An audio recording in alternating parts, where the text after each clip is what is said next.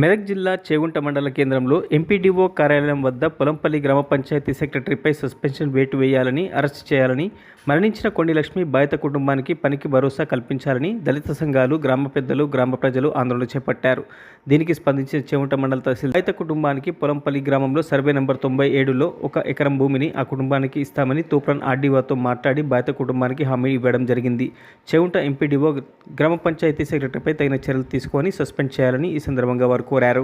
ఈ కార్యక్రమంలో Mala Mahanadu state general secretary Shyamala Ashok, Mala Mahanadu state కార్యవర్గ సభ్యులు కొండి స్వామి, దళిత సంఘాల నాయకులు మాజీ సర్పంచ్ కొండి మల్లేష్, రుద్రారం మాజీ సర్పంచ్ లక్ష్మణ్, సాయిలు, మాల మహానాడు రాష్ట్ర నాయకులు ఎగ్గడి శేఖర్, జిల్లా నాయకులు ఎగ్గడి బాబు, గ్రామ పెద్దలు తదితరులు పాల్గొన్నారు.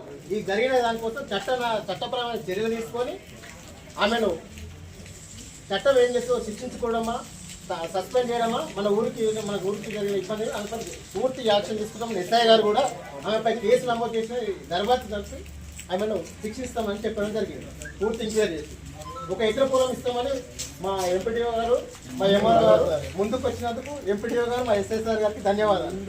చెప్పండి సార్. అమ్మాయి చనిపోయింది, మా ఆమె కేసు పెట్టింది. గ్రామ పంచాయతీ కార్యదర్శి గారు గ్రామంలో సేవ చేస్తుంది, రౌడీజం చేస్తుంది. మా ఊర్లో కూడా కొందరు చెప్పుతో కొట్టింది, కొందరు తన్నింది, కొందరు ఏ పోలైనా పింఛన్ కోసం పోయినా రకరకాల ఇబ్బందులు కాకపోతే దురుసుగా వల్గర్గా మాట్లాడుతూ ఆమెకు ఎవరు ఒత్తాసు వలుపుతున్నా లేక ఆమెకి ఏం అహంకారం అదే ఒక ఆడపిల్లను కూడా ఆడపిల్లని మర్చిపోయి మాట్లాడుతూ ఈరోజు ఆమె ప్రాణానికి బలైన వెంటనే మేము అరెస్ట్ చేయాలని డిమాండ్. ఎంపీడీఓ గారు కూడా విజ్ఞప్తి ఏంటంటే, మీ పరిధిలో ఐఆర్ ఆఫీసర్ నుంచి జవాబు తీసుకొని ఇక్కడ ఒత్తిడి వస్తుంది, అవసరం ఒక డెడ్ బాడీ కూడా ఇక్కడ పెట్టుకొని గుమ్ముంటారట. వాళ్ళకు మేము తక్షణమైన ఏమి హామీ ఇవ్వాలని మీ ఐఆర్ ఆఫీసర్ మాట్లాడి మాకు ఏదైనా హామీ ఇస్తే అదే కుటుంబానికి గవర్నమెంట్ సంక్షేమ పథకాల నుంచే వాళ్ళు కూడా గరీబులు ఇల్లు కూడా లేదు, ఆ ఇల్లుకు సంబంధించి కూడా మీరు ఏమైనా వచ్చే ఇంద్రామిల్లా ఇంకా ప్రభుత్వం పథకాల సంక్షేమ పథకాల బాబు కూడా పనిచేసుకోరాదు.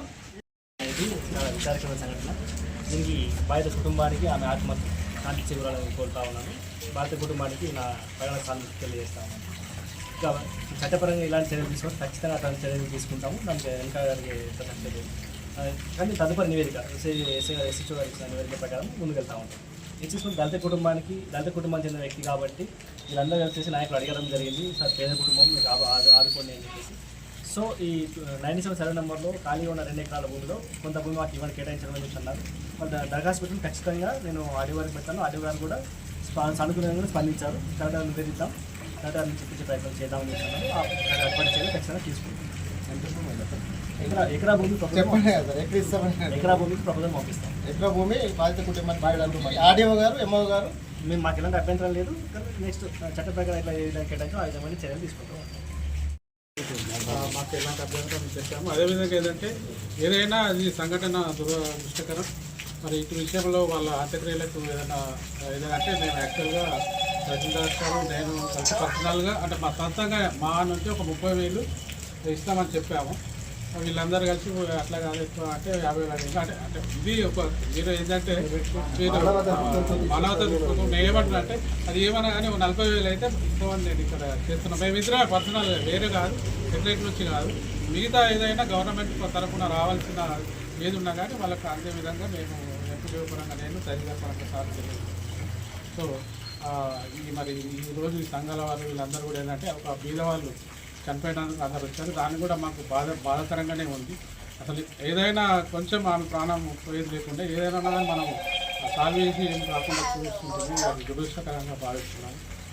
మరి దీని పరంగా అయితే మేము సహాయం చేయడానికి ముందుకు వచ్చాము.